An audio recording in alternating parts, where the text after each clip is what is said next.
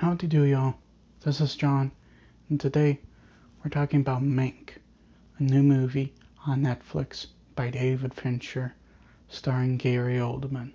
And in Mank, it chronicles the life of Herman Mankiewicz, a screenwriter during Hollywood's golden age, as he attempts to write Citizen Kane, and we have flashbacks to very important events earlier in his career. First of all, Gary Oldman is great in this movie. He's always great, and he always will be great. Well, he's almost always great. Pretty sure he's had a few bad performances out there, but I haven't seen them, and I still haven't seen them. Gary Oldman was just amazing in this movie. Non-stop, everything that he did was just awesome. The guy is just simply one of the best actors working today. And David Fincher is one of the best directors working today. Fincher did a wonderful job with this movie. He directed it. His father wrote it before he died. And with his overall execution with this movie, especially when it comes to the visuals of it,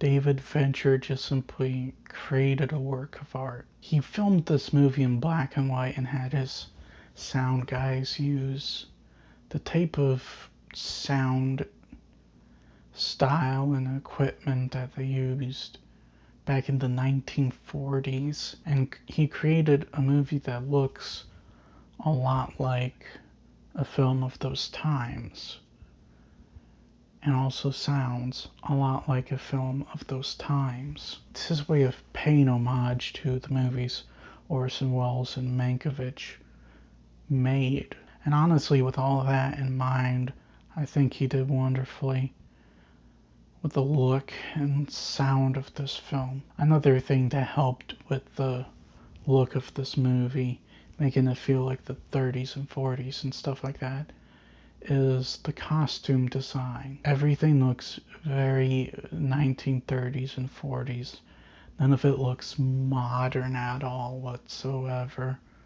There's nothing modern about how everyone dresses and stuff like that, or even the makeup they use in the film. Everything looks of that time period.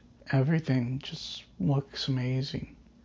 The costumes are just amazing, and the makeup's just amazing and stuff like that. I do think this movie has a couple of problems. The first one is they kind of hang into the political realm a bit too much. I think a lot of their discussions were just unnecessary and stuff. Now, I don't know the real Herman Mankiewicz or anything like that. I don't know his politics or anything like that.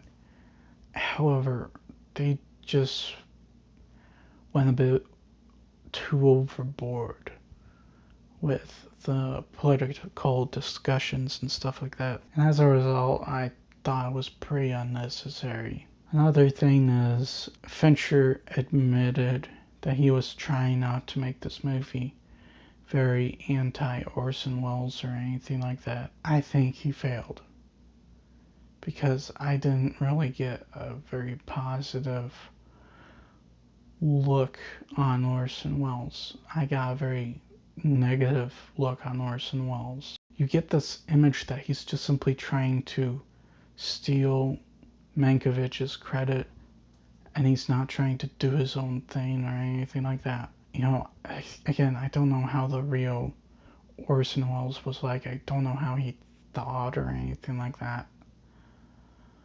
But with the concept that they were trying to not create an anti-Orson Welles movie, I think they failed, and I take issue with that. Overall, I find this movie to be very enjoyable. There's a lot to like about it and stuff. I had a couple issues with it, but really, they didn't undermine the overall enjoyment of it. I'm gonna give Mank an 8. Well, that's all I have for today.